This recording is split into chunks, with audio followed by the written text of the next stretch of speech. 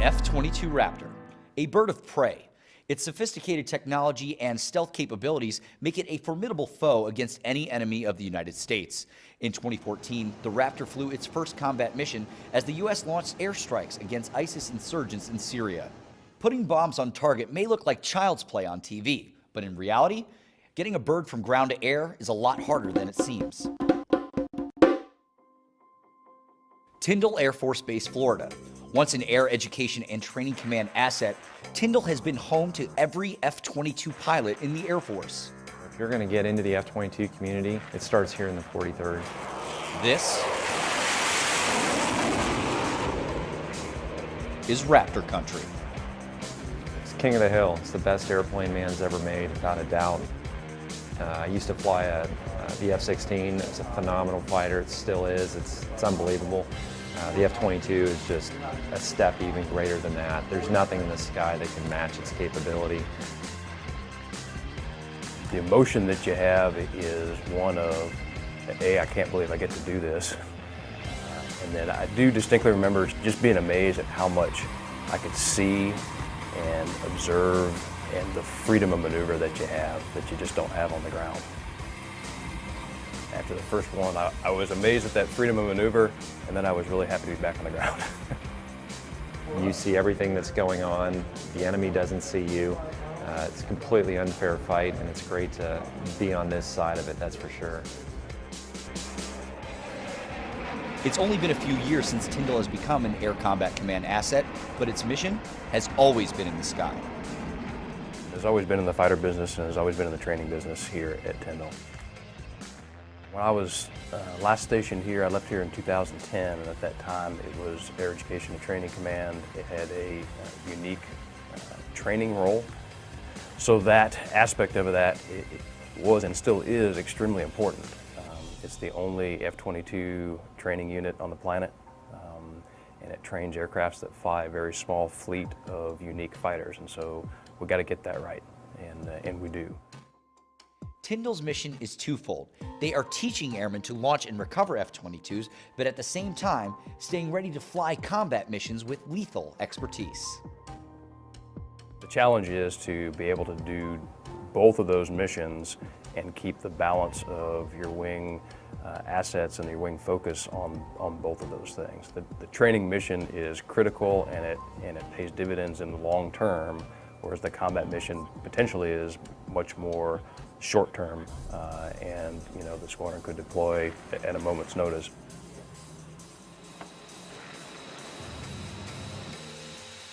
But we have an incredible team, we really do, and we talk about lines of effort within the wing.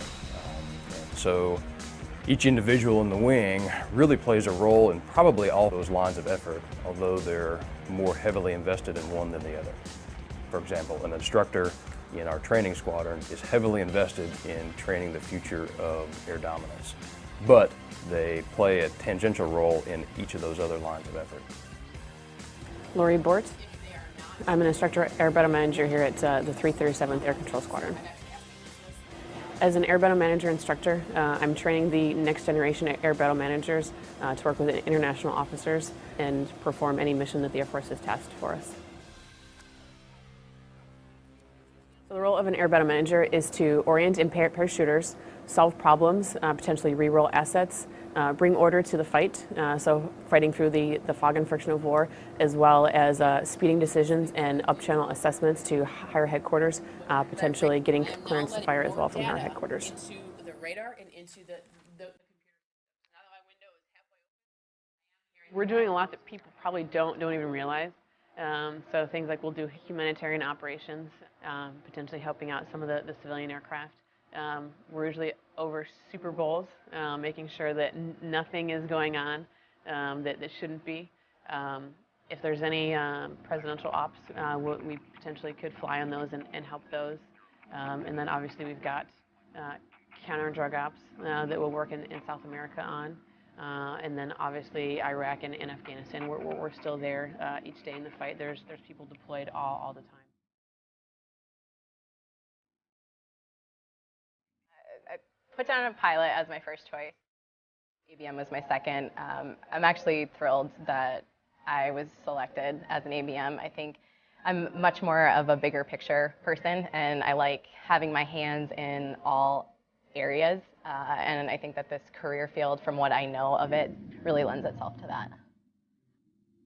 Rather than being hyper-focused on a specific airframe or platform, we're really required to know a little bit of everything. The pilot really is looking through the straw, if you will. He knows what he has to do, what his mission is, but there's a lot of times he doesn't know what's going on 100 to 200 miles away from him, whereas that's the view that we'll have. We'll be able to see and talk to assets that are hundreds of miles away, whereas a pilot is just going to be able to see something and talk to someone within a much shorter distance than what we can do. We are responsible for really prioritizing when it comes to weapons, sensors, and fuel. So that allows us to have an opportunity to really think battle management-wise and really putting a lot of these smaller puzzle pieces together to create this larger picture. There are times where when I was deployed, we did have the opportunity to kind of hear some of the stuff that was going on the ground. So when you can hear the troops on the ground actually running for their life, and you're trying to direct an aircraft in there to help pull them out and get them out as quick as possible, that kind of gives you a purpose as to what you're doing there. It lets you know that you're not just there, for no reason. You do have a purpose. I think there are so many keys to success. It's the speed, it's the power, it's everything that goes on behind the scenes. So from the maintenance crew to everybody that works on the flight line. And obviously, I don't know the first thing about being in the cockpit of an F-22, but from my short time in the Air Force, I think it's just all about relationships and communication. If you can trust the people that you're working hand in hand with, then you're set up for success there. If you're holding yourself accountable day in and day out, then you know you're going to set those expectations and you're going to push yourself to the level that you need to in order to be successful for not only yourself, but for the team you're working for.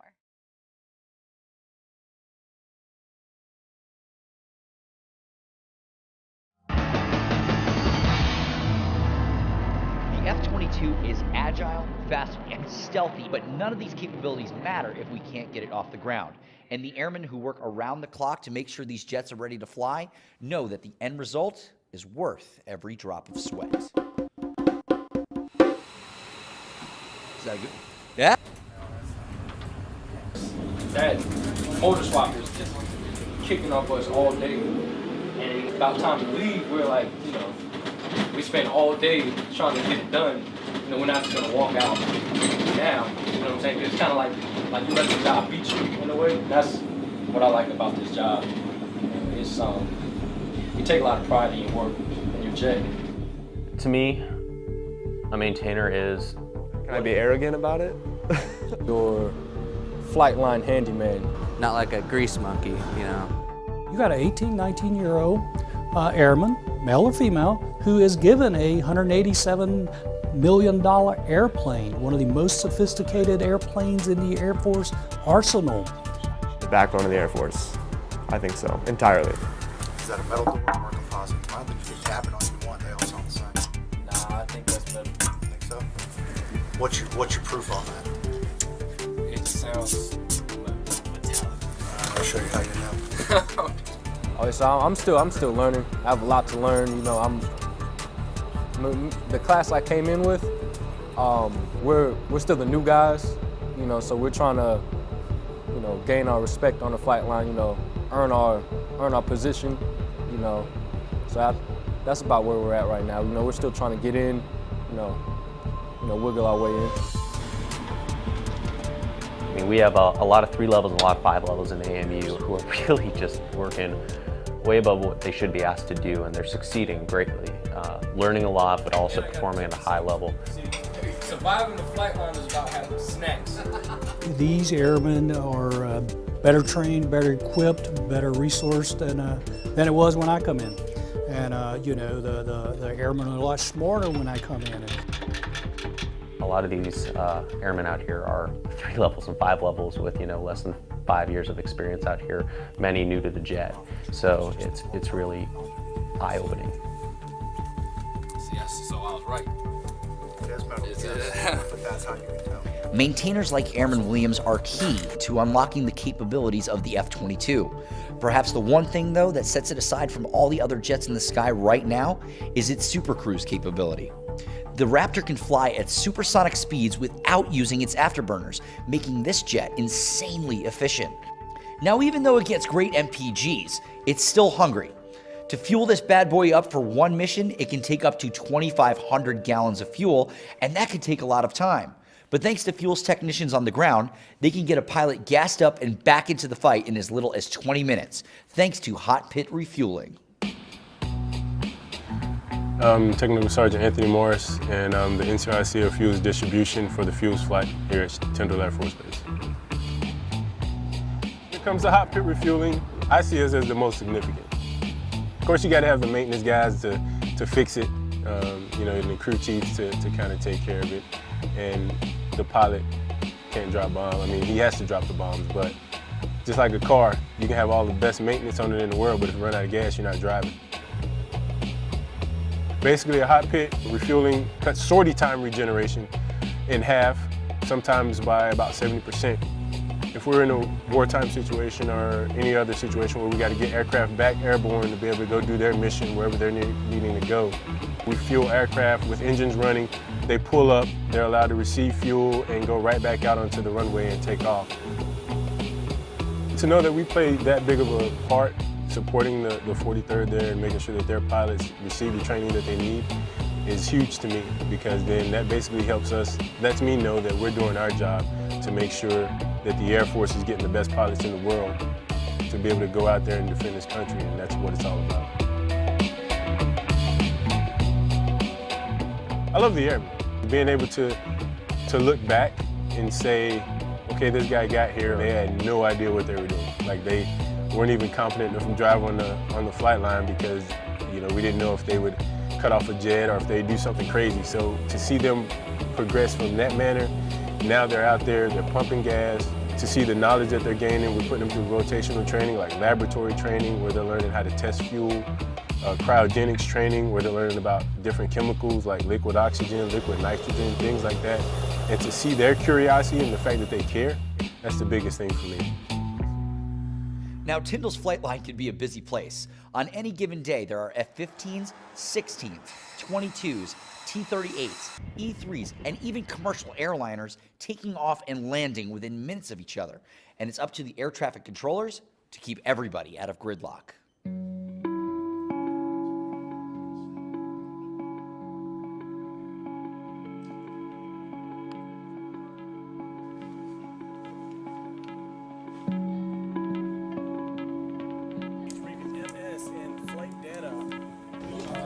I'm Tech Sergeant Bryce Hamilton, and I'm Air Traffic Controller. Our role as the air traffic controllers here in the F-22 mission is kind of like the liaison between them training, because all pilots that fly the F-22 come through Tyndall in one way or another. They get all their flight training here. So we're the ones that enable them to go out there, do their different types of missions and stuff like that, practice flying in the pattern to get up to speed and hone their skills in order to go out into the actual combat when they need to go and fly for the Air Force. Left on 23 left, right on Charlie, taxi. Air traffic control is one of those unique jobs where every day you come in, it's going to be something different. For instance, here, us in the tower, we control all the airspace from to the surface up to 2,500, 2,600 feet. So all the airplanes that the RAPCON's talking to, they pass them to us and we control them, land them, take them off, all that stuff, and get them headed in the right direction out to go into the airspaces they're going to be working with. You just got to have confidence in yourself. And before, I would say I was more of a passive type person. This job has definitely made me grow, that I need to, you know, step out on that limb that you're not uncomfortable doing and do those things that I wasn't used to doing, and being strong, be that leader, make the right decisions. We all have our key to the puzzle, because everybody relies on each other in order to get the mission done. The hard work of all these airmen now rests on the shoulders of one. To be trusted with this opportunity, pilots must prove themselves worthy.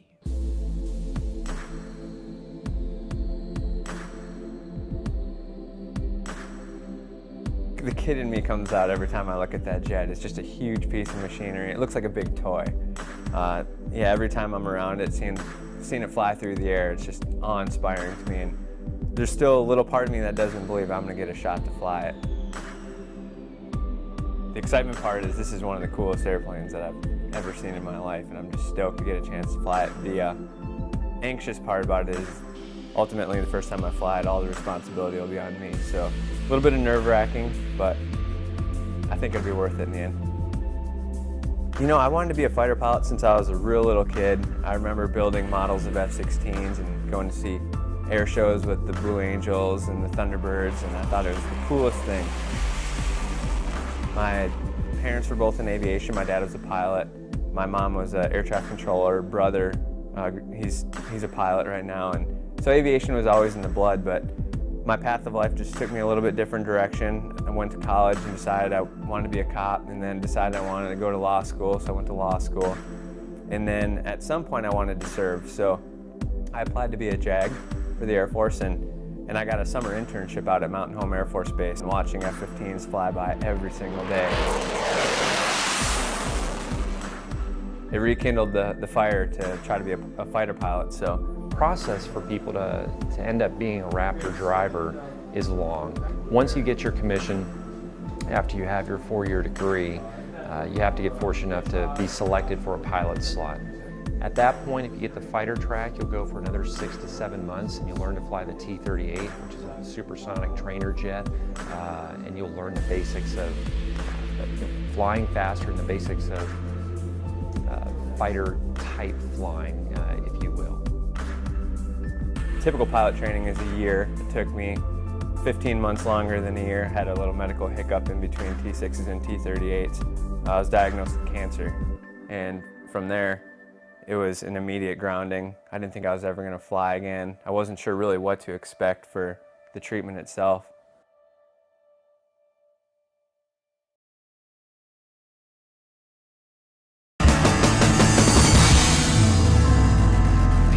Fighter pilot is one of the most physically and mentally demanding jobs in the world. Something as little as colorblindness can end your career before it even begins. For Captain Robert Hansen, his journey was just beginning when he found out he had cancer. I didn't think there was anything wrong, to be quite honest. I had one small lump on my neck, and Robin's parents are in the medical field. Her dad's a doctor and mom's a nurse, and they both took a look at the lump and they said, hey, you should probably get it checked out. And this was after I had said it like 3 times. True, I'm just saying. True. Yeah. After the T6 phase was complete, I went and saw a doctor, and they sent me to a specialist who took some biopsies of the lump itself. And ultimately, it was inconclusive until I'd started T38, and I got right into the T38 training, about to solo the jet. And the news finally came back that it was cancer. It was rough, but knowing Rob, he never felt sorry for himself. He never got depressed or anything. It was what you would expect when you've been diagnosed with cancer. But he never really was like, oh, woe is me, and played, you know, this sad card. So it was a struggle for me to watch him deal with not knowing where he stood with the Air Force. He wanted to be a pilot. That was his dream. That's what he wanted to do, and now it wasn't necessarily in the cards. And that was really hard for him to watch that slip away, because you would see in his eyes it just wasn't, he just didn't know. And not knowing is the hardest part sometimes. As soon as the news dropped that I was diagnosed with cancer, the commander at that time, Lieutenant Colonel Moon, saw me into his office and said, hey, your primary job at this point is just to get healthy. He's like, I don't even want to see you until you are healthy and all the treatments are done. And so there's a regulation that said that I was supposed to be disenrolled after 6 months of being off of flying status. And they essentially said, hey, we're going to submit a waiver for this guy to get him back into pilot training. And we're not going to disenroll him until we hear back on that waiver. And that was a huge blessing for me too. So I had 15 months worth of time to wait for the waiver where I could continue to study, and they continued to give me jobs and make sure that I was gainfully employed with the Air Force so that I could indeed get reinstated into pilot training. After 15 months of chemo and radiation treatment with his wife by his side, Captain Hansen beat cancer and went right back to pursuing his dream of flying. It's been an emotional roller coaster in some ways. Really high, like high highs with the, you know, he almost got to solo the T-38 before he was diagnosed, and then he was diagnosed, so low. Then he beat the cancer, and then we didn't know if he was going to get back in, and that would have broken his heart, which would have broken my heart, and then he got back in, and then, you know, here we are. About to get really, really high again. That assignment night was pretty cool too when really we finally, emotional. just the moment when it was finally my turn to get my assignment, and I'm in front of this big crowd, and yeah, there's some instructor pilots that are basically telling the crowd some of your mistakes in pilot training, and so you're just sitting there, and I had a little bit of a buzz going and a little bit anxious and excited, and the moment was finally about to arrive, and the SNR, the Senior National Representative, gets to announce what aircraft I get, and so. It's close. I think the standards must have changed since the last time I flew. Yeah, I think that was 2011. It's like hooks in. Well, hello. What's he going to fly? They have 22.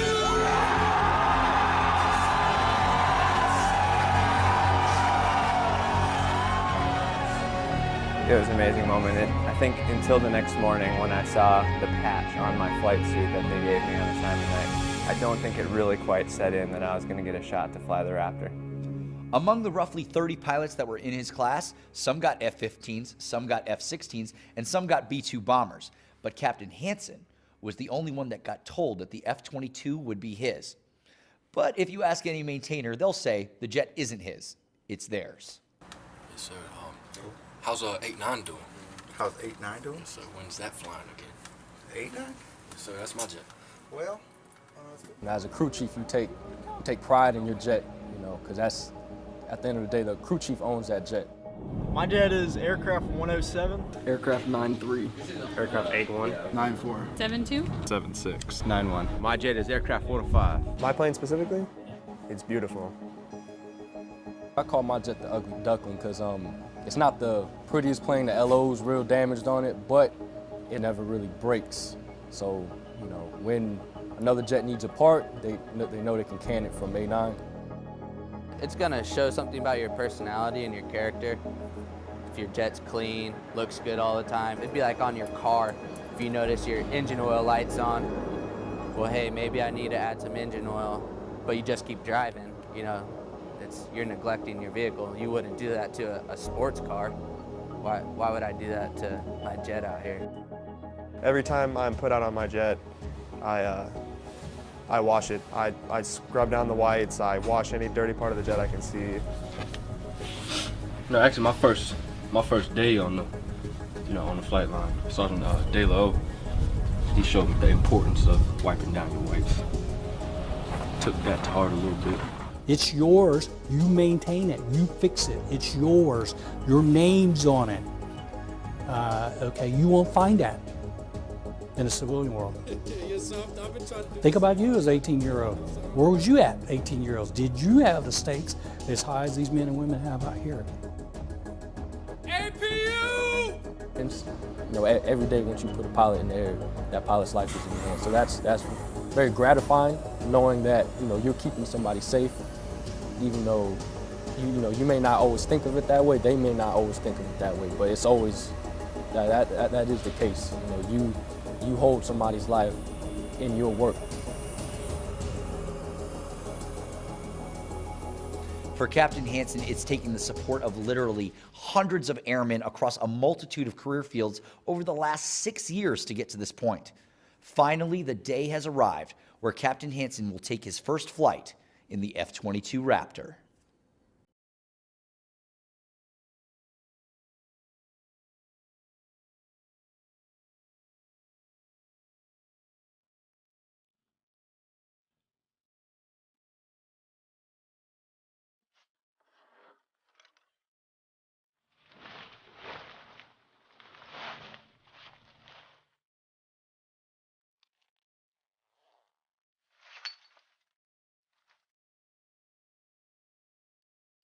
I'm excited for him because this is his, you know, his dream, and it's being realized. He gets to do what he wants to do, and it's going to be emotional for me. I think his first flight, I'm going to be anxious because I just have to wait, and that waiting, like when he lands, and okay, he's on the ground, it's cool.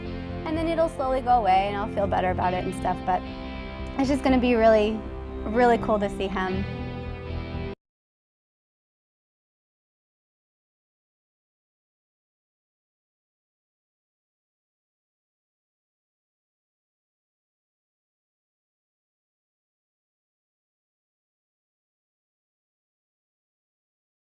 And it's really cool to see him excel in what he's doing.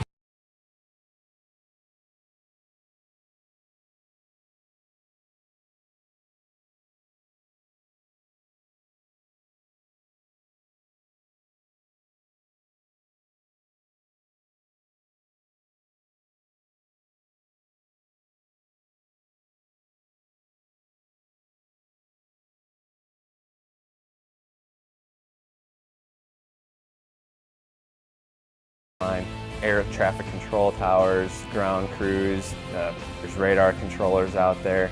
It's really a whole team concept to get the jet in the air. The pilot is literally just putting the aircraft through its paces of what it's supposed to be doing, but man, without the pilot, the jet can't fly, but without everybody else, there's no way that that pilot can even get to the jet.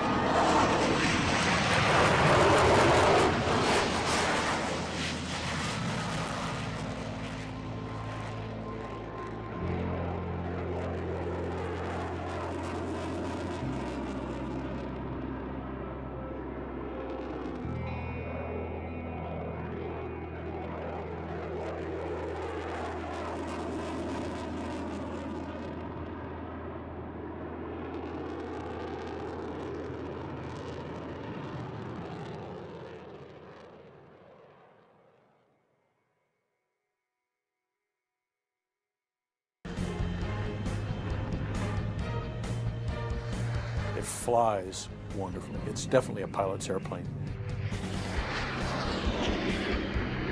The Air Force testing went smoothly. Next, a Navy version was built with heavy-duty landing gear and wider wings for the slow speeds needed to land on carriers.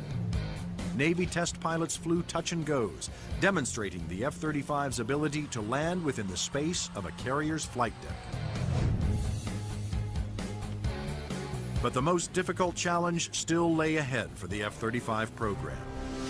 The Marine Corps needed a version that could perform short takeoffs and vertical landings, STOVL for short. The STOVL capability is extremely important to the Marine Corps because the airplane can go just about anywhere that the rest of the forces can go. It's not limited to needing a large runway. It doesn't need a really big ship to operate off of. Engineers at Lockheed Martin, the designers of the F-35 Joint Strike Fighter, took a hard look at the AV-8B Harrier, the STOVL fighter that the new aircraft would have to improve upon. The Harrier is a great airplane if you look at the fact that it's basically 1960s technology. It's achieving all those wondrous STOVL flight sort of maneuvers without the aid of a lot of computers. The Harrier's ability to take off, hover, and land vertically is achieved by vectored thrust. The powerful force of its jet engine is directed downwards through 4 nozzles that can pivot 90 degrees. I was brought in because I am a Harrier pilot with almost 1,600 hours in that airplane. So all of the lessons learned I have from the Harrier airframe and operational experience I have, I was able to bring to the program and use those to help evaluate the X-35 STOVL version. For hovering, engineers gambled on a radical new system.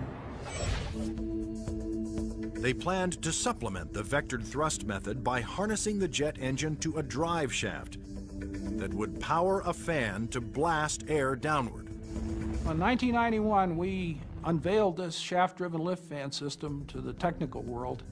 Some actually said, "You gotta be kidding me. Are you guys serious?"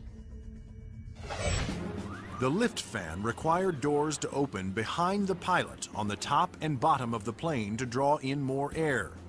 The fan would blast air down mid-ship, while the jet nozzle in back swiveled, blowing its powerful exhaust down to create a balanced lift force.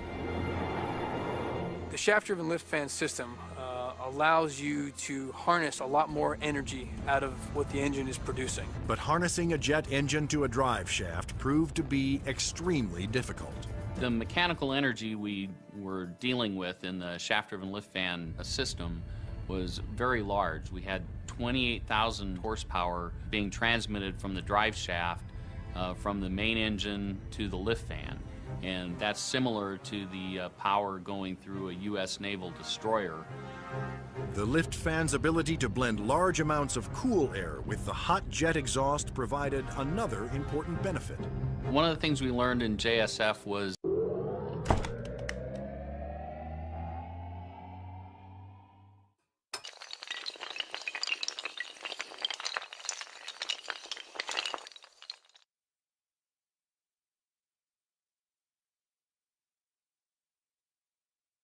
to combine the jet exhaust to get a lower combined temperature than the Harrier. This allowed us to avoid some of the problems with concrete where the concrete would actually burst and explode under the high temperature and high jet exhaust from the Harrier. At the Lockheed Martin test facility in Palmdale, California, the revolutionary lift fan system was put to the ultimate test, in the air. If the lift fan failed during hover, the plane would crash.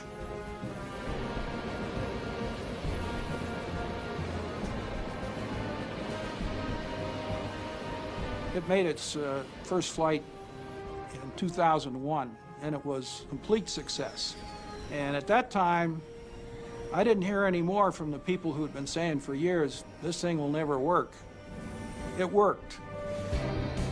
Now, all three versions of the F-35 for the Air Force, Navy, and Marines are being developed and further tested for mass production.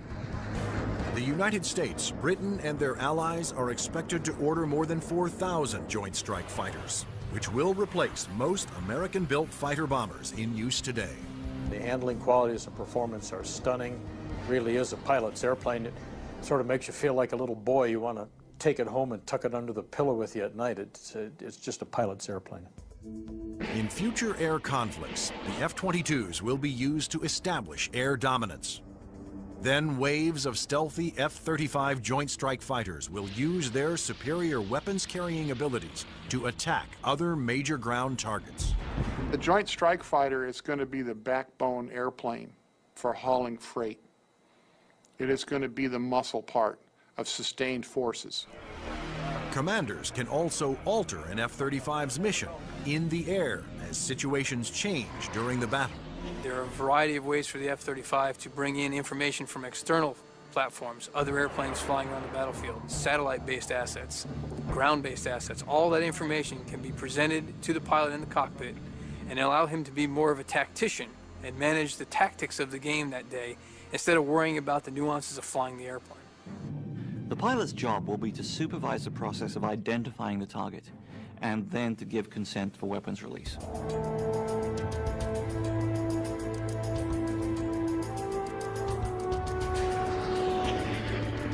The Joint Strike Fighter will be able to carry a wide range of weapons, to include the heavier weapons such as the 2,000-pound bunker busters and 2,000-pound blast weapons. The Joint Strike Fighter's 1-ton bunker busters and blast bombs will be guided to their targets with pinpoint precision by JDAM tail kits. The Joint Direct Attack Munition, or JDAM, is a kit that can be put on any bomb to give it the brains to know where to go, and the movable tail fins to guide it there. JDAM is a guidance kit that came after Desert Storm. This little round piece on the side there is an inertial navigation clock. Now this clock, instead of measuring seconds, measures feet. If you take the unit and you tell it where it is right now electronically, and then you move it back a foot, or you move it up a foot, it measures every centimeter and every distance. The bomb knows the coordinates of where the airplane is, and it also knows the coordinates of where the target is. And when the weapon is released from the airplane, it simply flies from one set of coordinates to the other and does its thing when it gets there. Because a JDAM is directed by GPS, or global positioning satellites, it can hit targets regardless of visibility. The way we use it is by employing it against targets that we cannot normally see visually, whether it is due to weather, smoke, haze, or just some sort of other thing that's obscuring the target.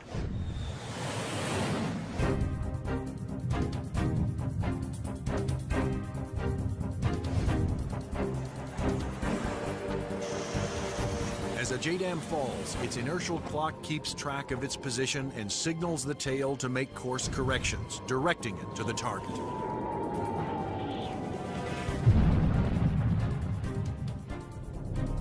The accuracy of new weapons like JDAMs will reduce collateral damage. It also makes the F-35 an even more formidable weapon system. The new weapons such as JDAM really reduce the need for the number of sorties, and that reduces our risk because we're not exposed to enemy threats as often. The F-35's combination of advanced weapons, avionics, and stealth will help it ensure its success over the battlefields of the future. U.S. military planners wondered if these same features could be utilized in a helicopter. They wanted a stealth helicopter. But could it be done?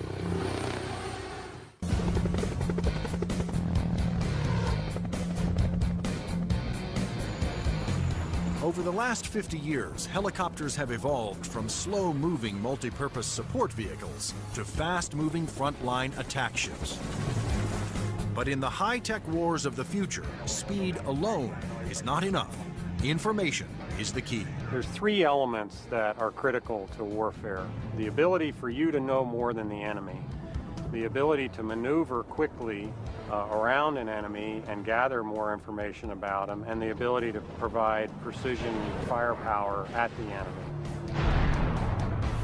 In future conflicts, after the F-22 Raptors and the F-35 Joint Strike Fighters have cleared the way, surveillance and attack helicopters will support ground troops as they move in to secure the area. We like to be down low where the action is, and we like to be down low where the threat can't see us. But at such low altitudes, helicopters are vulnerable to a wide assortment of ground-to-air weapons. All the simple systems, the guns, unguided rockets, the surface-to-air missiles, it's got to deal with all of that, and it's got to deal all of it effectively. The Pentagon has responded with a two-pronged strategy to counter this threat: inexpensive, expendable unmanned helicopters and stealthy manned helicopters. Unmanned helicopters will be primarily used for surveillance and for gathering targeting information. Fire Scout, designed by Northrop Grumman, was specifically developed to take off and land on Navy ships. However, the key to creating a successful manned helicopter for future combat is to make it stealthy like the F-22. But the question is, can it be done? Achieving stealth in a helicopter is different from stealth in a fixed-wing aircraft. You're concerned about different signatures: radar reflectivity, infrared, noise, all things that will give away an aircraft's position. Those signatures, like heat, smoke, and sound, put helicopters and their pilots at serious risk over the battlefield. All the small shoulder-fired missiles, which are very effective against helicopters, are heat-seeking infrared systems. The challenge for engineers was to create a quiet helicopter with very few signatures and a small radar cross-section. And that's exactly what Sikorsky has done with the new RAH-66 Comanche. In the Comanche, with all the stealth capabilities, we can defeat the radar threat. We can defeat the guy with the shoulder-launched heat-seeking missile. And from the guy popping up in the tree, our agility defeats him. Our small size, our quiet acoustic signature defeats him. Often the first thing you hear from a helicopter is the sound of the wake from the main rotor hitting the wake from the tail rotor. In the Comanche, the fan tail is shrouded, so there is no interaction between the fan blade tips and the main rotor tips, and it's also canted slightly. And those all contribute to reducing the acoustic signature. Engineers also experimented with the main rotor to find a quieter design. If you look at a Comanche, it's got a 5-blade rotor, and what that does is it cuts down the normal chop, chop, chop sound from a helicopter into a more discreet whir that kind of blends into the background. Reducing the heat signature of a helicopter is also essential to making it more survivable. When you look at a Comanche, the first thing you ask yourself is, where's the exhaust? Where does all this hot air get out of the engine? The Comanche's exhaust actually escapes through the tail boom, where it is instantly dispersed by cool air from the rotor. That missile has to have something to home in on, and that's a heat signature. Comanche defeats that by the engine exhaust being mixed with ambient air and cooling it so that there's no longer a heat plume for that missile to home in on. To defeat radar, the Comanche utilized the stealth secrets first developed for the F-117 Nighthawk. There are no radar-reflecting right angles on its outer fuselage, and all weapons are carried internally to help keep its stealthy shape. What's interesting about the helicopter is some of the things that achieve stealth actually make the helicopter better. Things like the retractable landing gear and the retractable weapons bays, that also makes it sleeker and faster. So once you've bought into the stealth part of it, you get other superior attributes. The main role of the Comanche is to give commanders an overview of the battlefield by providing up-to-the-minute information. Comanche is going to be basically their flying cavalryman. It's going to dart in and out, slash and cut, be a reconnaissance vehicle. As Comanche's two pilots gather data, their computer shares that data with other Allied forces. When the Comanche finds the enemy, he's going to kind of direct like a quarterback to apply the firepower to defeat that enemy.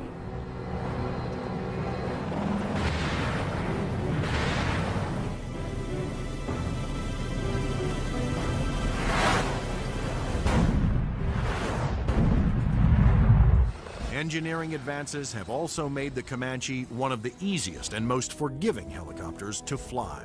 One thing that Comanche brings that other previous generation helicopters can't bring to the table is the pilot can maneuver the Comanche in virtually any axis without fear of exceeding any limits. Although it will be used primarily for reconnaissance, the Comanche will also be armed for self-defense. The Comanche is capable of carrying a wide array of weapons, all the way from guided missiles using a laser guidance system, heat-seeking missiles, which would be more of an air-to-air weapon, or unguided rockets, and also the latest Hellfire is pretty much a fire and forget. In addition, Comanche's pilots can ask Allied aircraft to fire missiles their way, and can then take over and guide those missiles to their targets.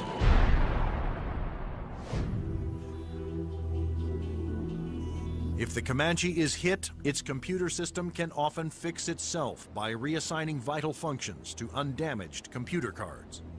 This is where the computer brain of the Comanche is.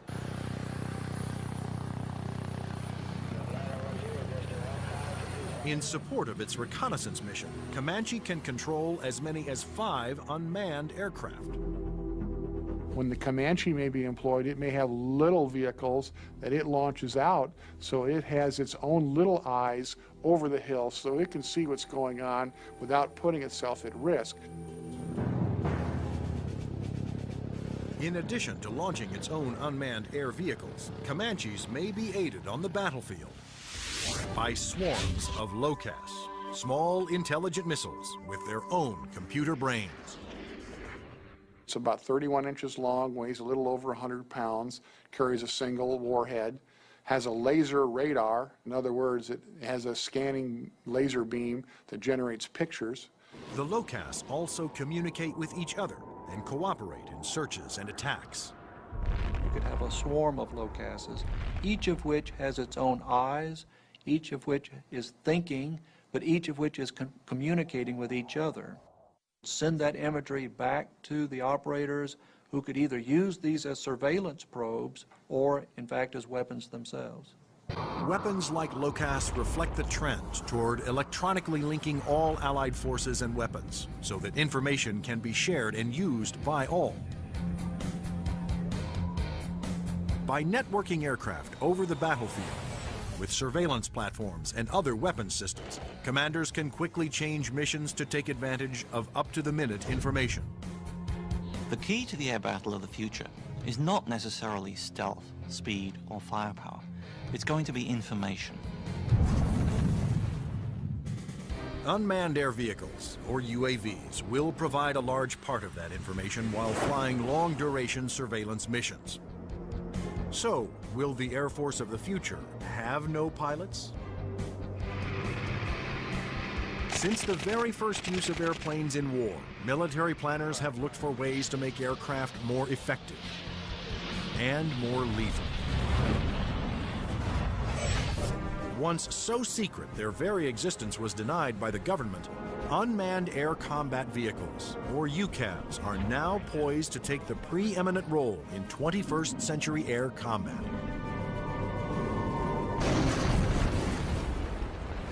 UAVs are certainly going to change air power in the 21st century.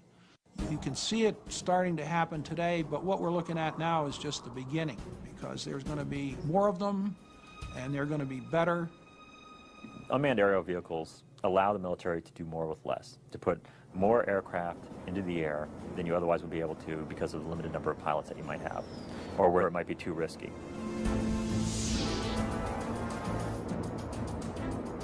In the future, aircraft that have no pilots on board will carry out the most dangerous combat missions. Today, unmanned air vehicles, or UAVs, are already taking over the role of long-duration surveillance. UAVs don't have mothers. You lose a UAV in combat and nobody bats an eyelid. One of the earliest surveillance UAVs was the Predator. It was developed in the early 1990s. When you look at Predator, basically they start off as being long-endurance systems that can really persist over the battlefield. In Afghanistan, Predators provided critical real-time intelligence.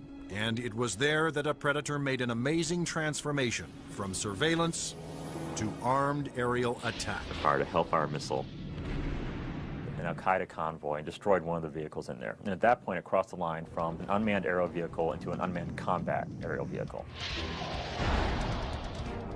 Today, the new Predator B can carry up to 10 Hellfire missiles. Of course, its primary mission is still what the military refers to as ISR, or Information, Surveillance, and Reconnaissance. It's basically a poor man's satellite. I mean, you can bring it in and let it dwell in an area. UAVs transmit important visual information to battlefield commanders via satellite or other data links. Once targets had been located, identified, and cataloged, these could be disseminated to other weapons or weapon systems. Reconnaissance UAVs have multiple ways of conducting surveillance.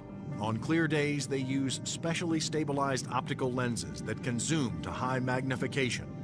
At night, they use infrared, and under adverse conditions, they use synthetic aperture radar to pierce the thickest clouds, sandstorms, or oil field smoke. When the radar is reflected back, it can also be used to create a 3D image of objects. If the enemy chooses to use countermeasures or decoys or deception techniques, having to beat 3 systems is a lot harder than 1. The success of the Predator paved the way for the development of an even more advanced high-altitude jet-powered UAV by Northrop Grumman. It's called the Global Hawk, but unlike the Predator, it was designed to take off, fly its pre-programmed mission, and land all on its own, thanks to the GPS, or Global Positioning Satellite System. The Global Hawk is basically a much larger version of the Predator. It has higher altitude capabilities, increased payload. It can carry a lot more sensors, a lot more communication devices, and it can loiter over a battlefield for up to 35 hours. The Global Hawk can stay aloft for a day or more, providing constant near real-time video surveillance over an area the size of Illinois. Predator and Global Hawk give us an up-close view, which is something you can't get from a national asset, which would be a satellite type of thing. Though still in development, the Global Hawk had a dramatic impact during Operation Iraqi Freedom. A single prototype provided information to Allied forces on 55% of all time-sensitive targets, including mobile Scud missile launchers.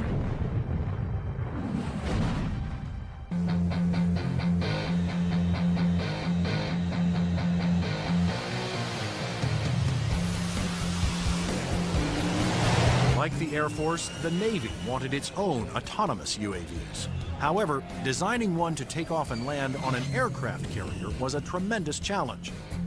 But the engineers at Northrop Grumman were up for it. In the summer of 2000, they began working on the X-47 Pegasus. The hardest part of the Pegasus program was definitely the flight controls. Getting on and off an aircraft carrier, of course, is one of the toughest design problems for an aircraft. And doing this with a tailless vehicle like Pegasus certainly was the toughest problem we had. That problem was solved by using 6 innovative surfaces to make the plane climb, descend, and turn. This surface just rotates up. The elevon, of course, both up and down, and then there's another inlay on the lower surface as well. The first flight of Pegasus, the demonstration was very, very successful. It lasted approximately 12 minutes. There was no human in the loop. But could Pegasus, without any human assistance, land within the tiny space between the arresting cables of an aircraft carrier? The engineers came up with an ingenious way to find out. And we actually glued a small paintball down onto the bottom of the hook so we could get a clear touchdown point. That was quite an achievement that we're very proud of. The Navy will use its stealthy UAVs to get targeting information for its guns, missiles, and fighter aircraft. The initial focus has been on information, surveillance, and reconnaissance to provide targeting information to the Navy's strike packages.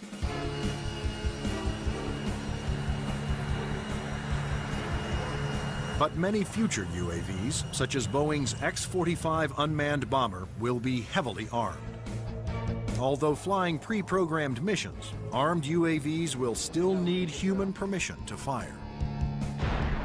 It has to know where friendly forces are on the ground, where civilians might be, where collateral damage, i.e. hitting a church or a mosque, might be an issue. So there is an element that we always retain where a human in the loop is important. You can have a weapon that's doing its own surveillance and has its own ability to engage a target. And that gives you a level of dominance that we're just emerging on right now. In the not-so-distant future, there will be even more radical aircraft and airborne weapons systems. Everything from electromagnetic pulse weapons to powerful airborne lasers to hypersonic aircraft that can fly to anywhere in the world in 2 hours or less. But how soon will these high-tech secrets become a reality?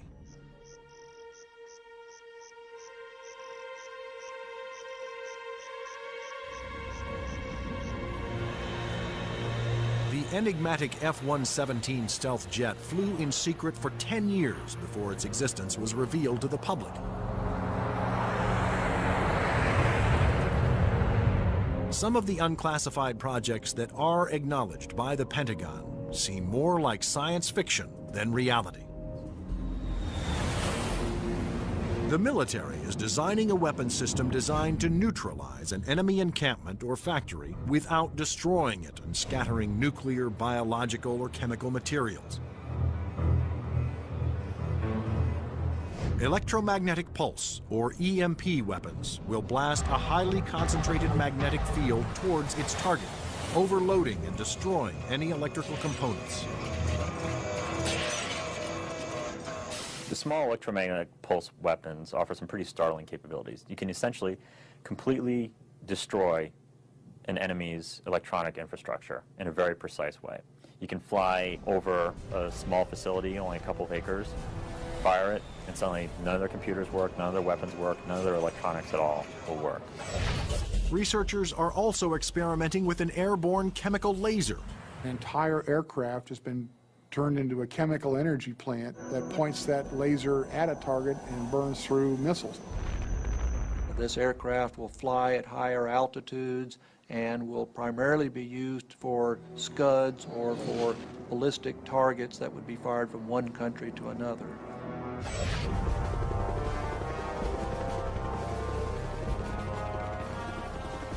American generals don't want a fair fight.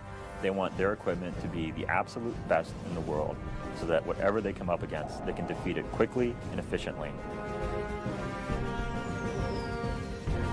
The battlefield of the future will continue to be a dangerous place.